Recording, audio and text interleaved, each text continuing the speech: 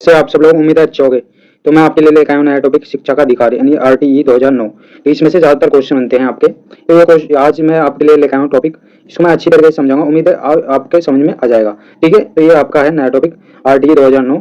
तो इसके कुछ बेसिक नॉलेज है, इससे पहले दी हुई है कि 2002 में संविधान के 86वें संशोधन द्वारा अनुच्छेद 21 ए के भाग 3 के माध्यम से 6 से 14 वर्ष तक के सभी बच्चों को मुक्त एवं अनिवार्य शिक्षा उपलब्ध कराने का प्रावधान किया गया था। ठीक है, तो इसमें बताया गया कि 6 वर्ष से 14 वर्ष तक के बच्चों के लिए मुक्त और अनिवार्य शिक्षा के लिए प्रावधान दिया गया था। ठीक है, यानी कंपलसरी शिक्षा है इसमें, फ्री एंड कंपलसरी शिक्षा। ठीक है, तो आगे दिया हुआ है जैसे ये आपका 4 अगस्त 2009 को लोकसभा में पारित किया गया था और 1 अप्रैल 2010 को पूरे देश में लागू किया गया था। यानी 1 अप्रैल 2010 से पूरे देश में लागू हो गया था आरटीई 2009। ठीक है, आगे कंपलसरी और फ्री शिक्षा है 6 वर्ष से 14 वर्ष तक के बच्चों के लिए। ठीक है, आगे दिया है जैसे इसमें आरटीई का अधिकार अधिनियम 2009 के क्रियान्वयन के बाद कक्ष के आयु के अनुसार अधिक समझाते हैं। यानी इसमें दिया हुआ है कि अधिक आयु के अनुसार अधिक समझाते हैं। यानी जैसे मान लो पहली क्लास में बच्चा होता है 6 वर्ष में, दूसरी क्लास में 7 वर्ष में, यानी एडमिशन 6 वर्ष का होता है। तो फिर सेकंड क्लास में 7, यानी दूसरी क्लास में 7 वर्ष का होता है। तो हर क्लास में आपको ज्यादातर सेम बच्चे मिलेंगे, सेम एज के बच्चे मिलेंगे। जैसे दूसरी क्लास में 7 वर्ष के, पहली क्लास में 6 वर्ष के। तो ये समझाती है कक्षा का होता है। आगे दिया हुआ है जैसे आरटीई का ऑफिशियल नेम। आरटीई का ऑफिशियल नेम है जैसे the right of children to free and compulsory education act 2009, यानी निःशुल्क अनिवार्य बाल शिक्षा का अधिकार अधिनियम 2009। ठीक है, यानी इसमें बताया गया कि निःशुल्क और अनिवार्य बाल शिक्षा अधिकार अधिनियम 2009 ये 1 अप्रैल 2010 को आपका लागू हुआ था। कब हुआ था? 1 अप्रैल 2010 को। ये क्वेश्चन पूछ लिया जाता है। ठीक है, आपका 2009 के अनुसार धारा 12 कहती है कि प्राइवेट स्कूलों में 25% सीटें गरीब विद्यार्थियों के लिए आरक्षित होंगी। यानी आपको ये दिया हुआ है 25% सीटें गरीब विद्यार्थियों के लिए आरक्षित होंगी, क्योंकि इसमें कंपलसरी है, जरूरी है।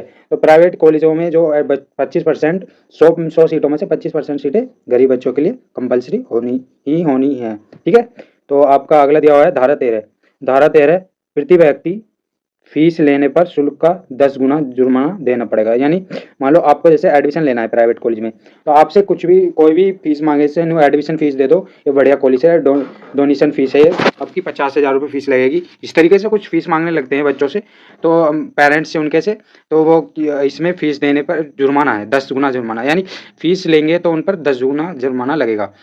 इससे ये निःशुल्क होता है, बिल्कुल निःशुल्क, इसमें कोई फीस नहीं लगती है। तो इसलिए आप देख सकते हैं धारा 13 में ये दिया हुआ है। आगे दिया हुआ है आपका धारा 14 यानी किसी बालक के पास जन्म प्रमाण पत्र ना होने की स्थिति में विद्यालय में प्रवेश लेने से इनकार नहीं किया जा सकता। यानी धारा 14 ये कहता है कि बच्चे को किसी भी स्थिति में तुम जन्म प्रमाण पत्र ना होने पर भी तुम्हें उससे प्रवेश लेने से इनकार नहीं कर सकते। यानी तो इसमें आपको या तो फिर जो पेरेंट्स हैं उन्हें कोई प्रमाण पत्र देना होगा। जैसे कोई आधार कार्ड दे दिया, आधार कार्ड से आपका जन्म प्रमाण पत्र, या फिर सरकारी हॉस्पिटल में बच्चा होता है तो वहाँ पर जन्म प्रमाण पत्र बनता है, तो वहाँ से जन्म प्रमाण पत्र दे सकते हैं। और वैसे इनकार नहीं किया जाएगा एडमिशन के लिए। ठीक है, वैसे बनवा के दे सकते हैं। तो इस तरीके से है। आगे आपका है धारा 15 बच्चों को शैक्षणिक वर्ष के आरंभ में ही प्रवेश दिया जाएगा। तो आपको जो एकेडमिक ईयर होता है उसके आरंभ में ही बच्चे को प्रवेश दिया जाता है। आप उन्हें मना नहीं कर सकते, बच्चों को शैक्षणिक वर्ष में आप उनको एडमिशन देंगे।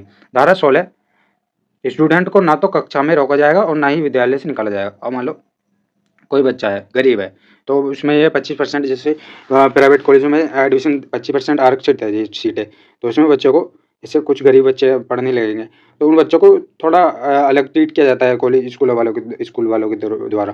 तो इसी तरीके से आप बच्चों को ना ही परेशान करेंगे, यानी स्कूल में क्लास में जाने से नहीं रोक सकते, ना ही विद्यालय से निकाल सकते। उन्हें तुम शिक्षा देनी ही कंपलसरी है, यानी देनी ही पड़ेगी तुम्हें। ठीक है, तो अगला है आपका धारा 17 बच्चों को शारीरिक दंड देना यानी प्रताड़ित करना मना है। यानी बच्चों को तुम किसी बच्चे को कोई दंड नहीं दे सकते।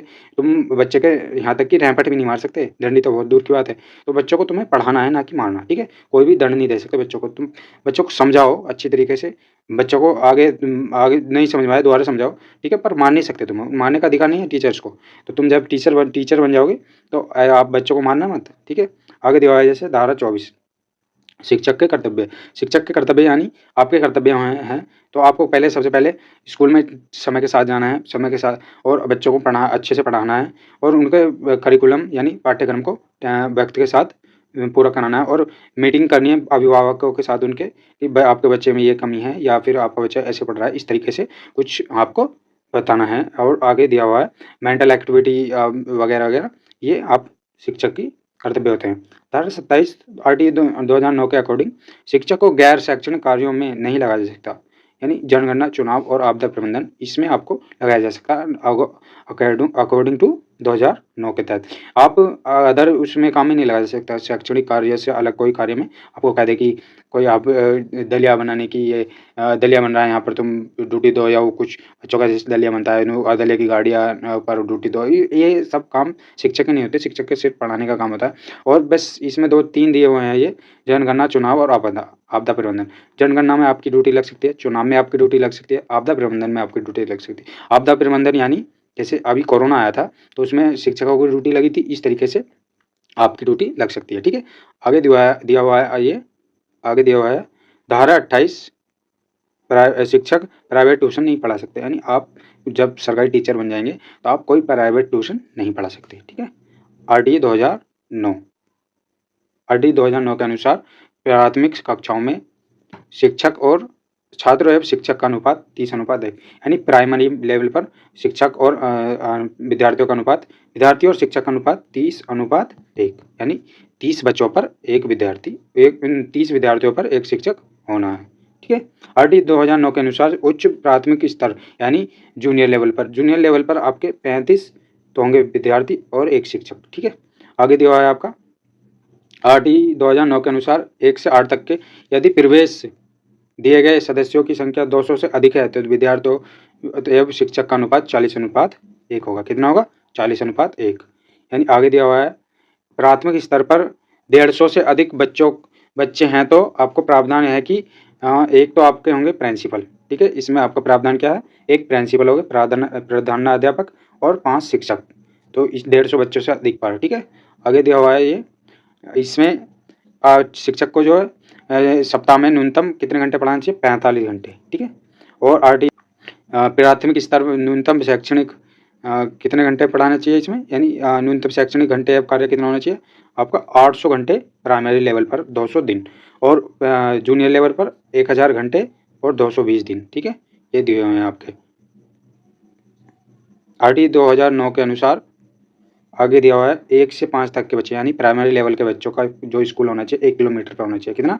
1 किलोमीटर से अधिक नहीं होना चाहिए, 1 किलोमीटर के दायरे में होना चाहिए स्कूल। ठीक है, आगे दिया हुआ है आपका ये SMC यानी स्कूल मैनेजमेंट कमेटी का अध्यक्ष होते हैं अभिभावक, यानी इसके अध्यक्ष जो होते हैं पेरेंट्स होते हैं, बच्चों के पेरेंट्स जो होते हैं वो कुछ पेरेंट्स को अभिभावक जो होते हैं उनको अध्यक्ष बना दिया जाता है और टीचर और अभिभावक के बीच में जो मतलब बातचीत होती है या फिर कमेटी वो मीटिंग होती है तो कि बच्चों को किस तरीके से पढ़ाना है, किस तरीके से पढ़ा बच्चे किस तरीके से सीख रहा है, तो अभिभावक को वो टीचर्स बताते हैं कि आपका बच्चा इस तरीके से सीख रहा है और ये आपकी कमी है और इसको पूरा कीजिए। ठीक है, आगे दिया हुआ है इस अधिनियम के द्वारा विशेष आवश्यकताओं वाले बच्चों को किस अवस्था के अंतर्गत पढ़ाना चाहिए? समावेशी शिक्षा, यानी समावेशी शिक्षा के अंतर्गत पढ़ाना चाहिए, यानी ये नहीं देखना चाहिए कि बच्चा कोई इंटेलिजेंट बच्चा है, कोई थोड़ा मंदबुद्धि बच्चा है, यानी सभी बच्चों को समान तरीके से पढ़ाना चाहिए। यानी कि तू अच्छा नहीं पढ़ रहा, तू पीछे पढ़,